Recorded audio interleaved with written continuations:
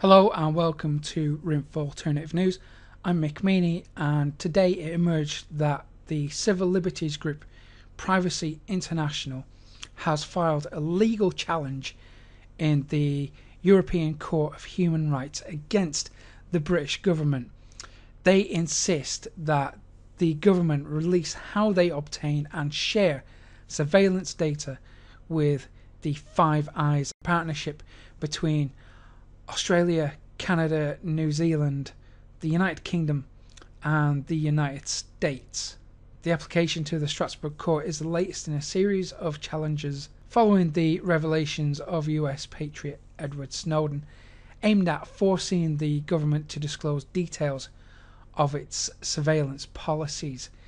The Privacy International group alleges that the British government is violating the right to access information by refusing to disclose the documents that have an enormous impact on human rights in the UK and abroad. Now, the group said that it had filed freedom of information requests that were met with blanket refusal from Government Communication Headquarters GCHQ. In a statement, Eric King, Deputy Director of Privacy International, said, "The hushing up of the extent of the alliance is shameful.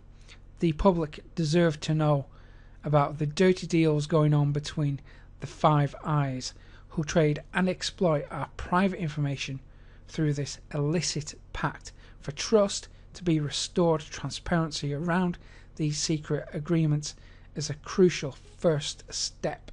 Hear, hear.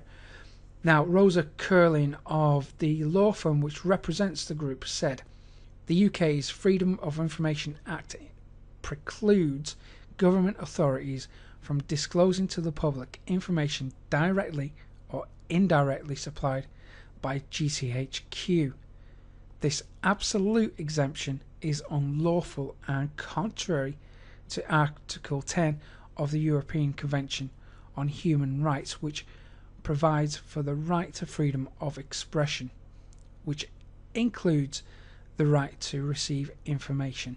It cannot be correct that all information, without exception, directly or indirectly supplied by GCHQ is exempt from public disclosure. With the credibility and public confidence in the activities of the UK Secret Service at an all-time low, it is crucial that the court considers whether the current darkness in which GCHQ operates is allowed to continue." The Five Eyes Agreement was officially established in 1946, although a similar agreement has been in place since 1941, established during the Second World War. Now, the agreement allows countries to obtain and share information about each other's citizens, effectively creating a legal loophole which allows governments to conduct domestic surveillance on an industrial scale. But it doesn't end there. We have also seen the emergence of other agreements which expand this activity. The 9 Eyes Agreement and the 14 Eyes Agreement have effectively created a near global monitoring system with listening stations dotted all over the planet and the ability to tap fibre optic internet cables to duplicate the data flowing through them. So everything that you and I do online is probably being recorded somewhere.